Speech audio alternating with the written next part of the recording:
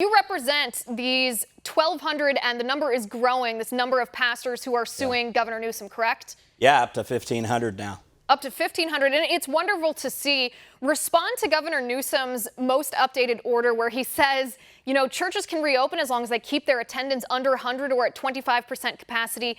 Is this good enough for the pastors you represent? Well, it's not, but you know, I do want to say the pastors, you know, they're grateful for the fact that the governor's making an attempt, but it frankly is not enough. And when this movement started, it was not one where we are asking for permission from the governor.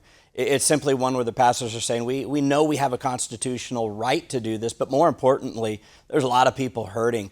There's people that are dying, literally dying from suicide and so many other issues and this economic downturn. The churches are a safety net for them. And so they decided we have to open, and you know, this limitation of 25% or 100 people, it's not a limitation that is imposed upon restaurants or Costco or any other major big box stores. And so those limitations are arbitrary and unreasonable. So what is the plan going forward on May 31st? Will these pastors comply with the 25% capacity or 100 people, or are they going to defy that?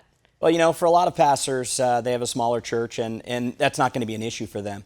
But I can tell you that a number of our clients have larger churches, and they're going to go forward and they're going to go ahead and meet, and they'll have more than 100 people there. Now, the reality of it is they're going to do everything they can to do social distancing and help protect the health and safety of the individuals. But, you know, limiting to 100, maybe a church that has 2,000 seats in the sanctuary, it's unreasonable to say you can only have 100. And so they'll do what they can, and they won't have 2,000 people in a 2,000 seat auditorium, but they might have, you know, 300, 400, 500 possibly. So it's something where the churches are going to move forward. And again, you know, they're not asking for permission because they understand they have a constitutional right to be able to do this, and they have a calling by God to get out and bring back the support network that many people need in their communities and their congregations.